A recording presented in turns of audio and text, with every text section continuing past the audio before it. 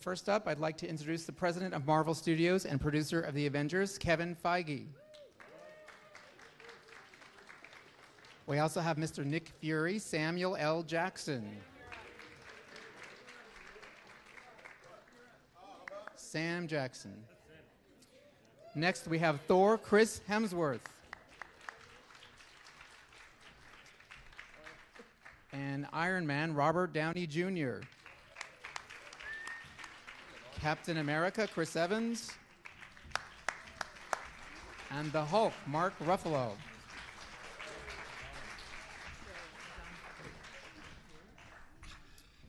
Great, thank you. Now we'd like to throw the floor open to questions.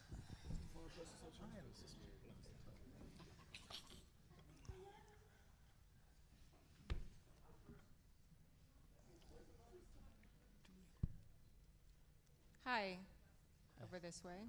I'd like to ask,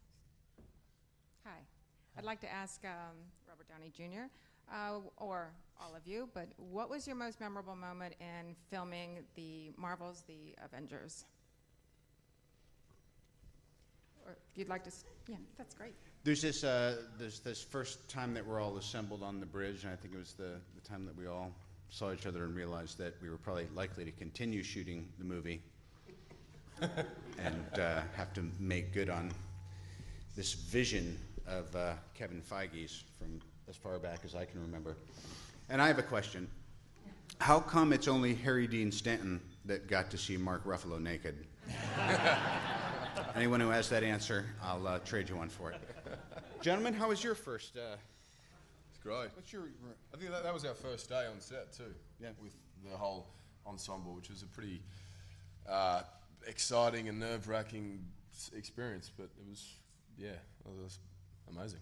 I think mine was the scene where Thor and Iron Man are fighting, and I had just seen Thor the day prior, and I hadn't yet to see Hemsworth or Downey in their full suit, and I showed up that night, and it was the first time I saw them both kind of geared up, and I just got really excited. I felt like a little kid. I was just honored to be a part of it.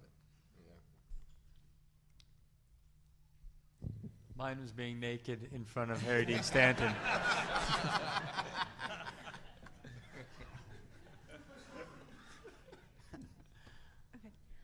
Sam, you must have a moment. Come on.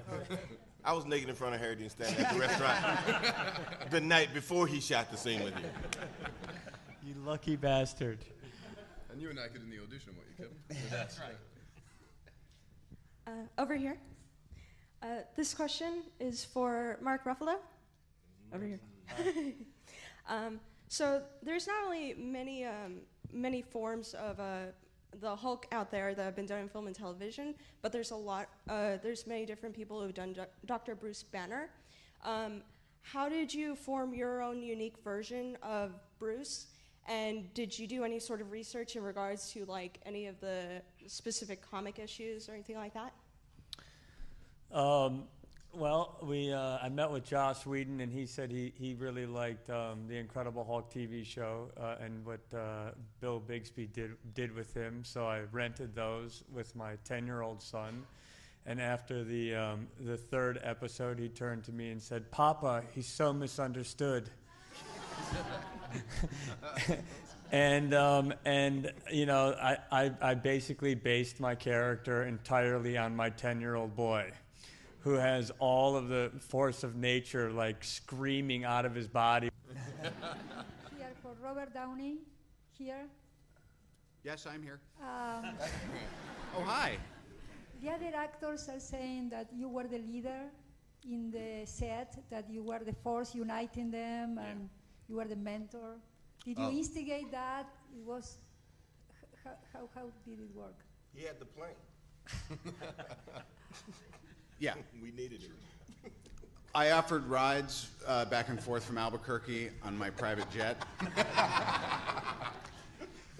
I mean, again, you know, going back to 2007 when I was cast in Iron Man, and Kevin Feige over there said, you know, this is all going to lead to where we're going to have all of these franchises come together, and we're going to do something unprecedented in entertainment, and we're going to make this Avengers movie. And I just remember I would get nervous about it and excited about it and doubtful of it. And then by the time, I already had a history with Sam, and I was really wanting to capitalize on that. And by the time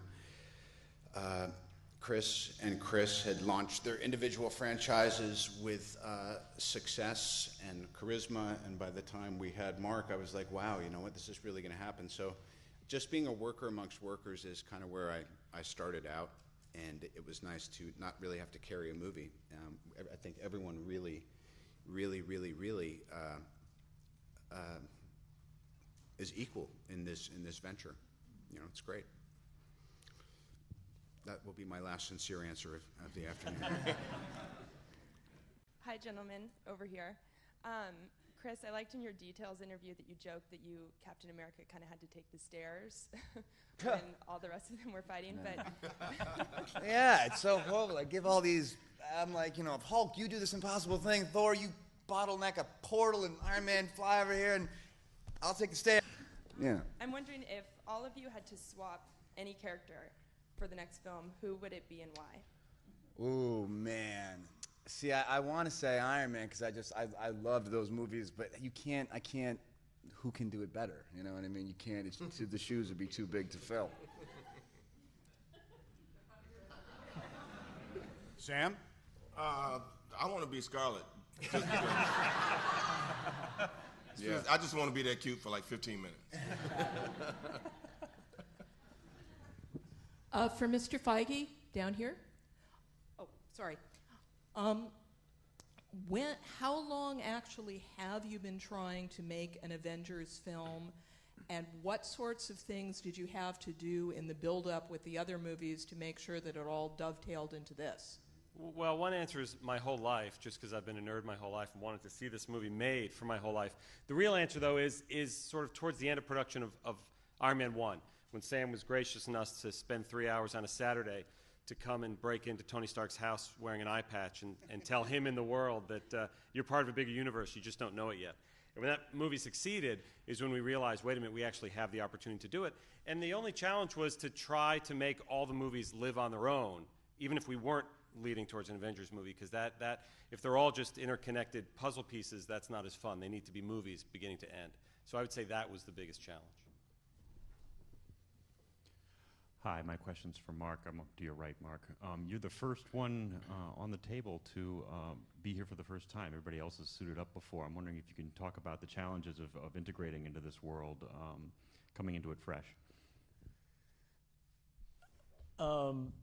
It was terrifying, and I knew what my responsibility was, or I felt it just by making the mistake of going online and reading some of the fanboy responses to the announcement that I was playing the next version of Bruce Banner.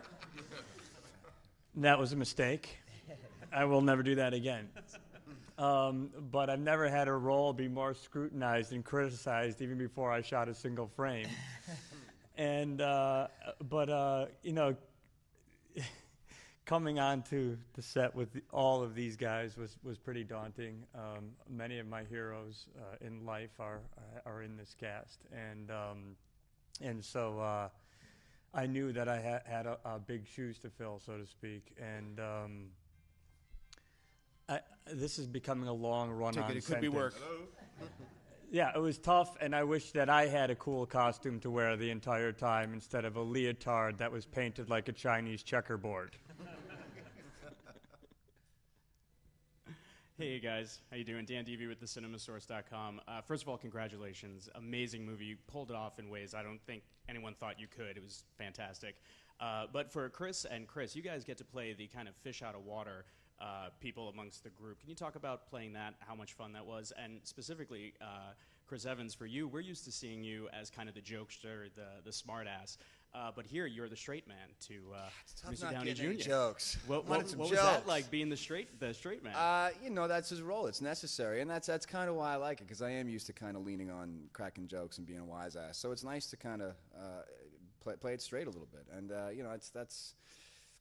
I think even in this film more than the first Captain America, Steve Rogers has some issues, some conflicts, some trouble, given the fact that he is, a man at a time.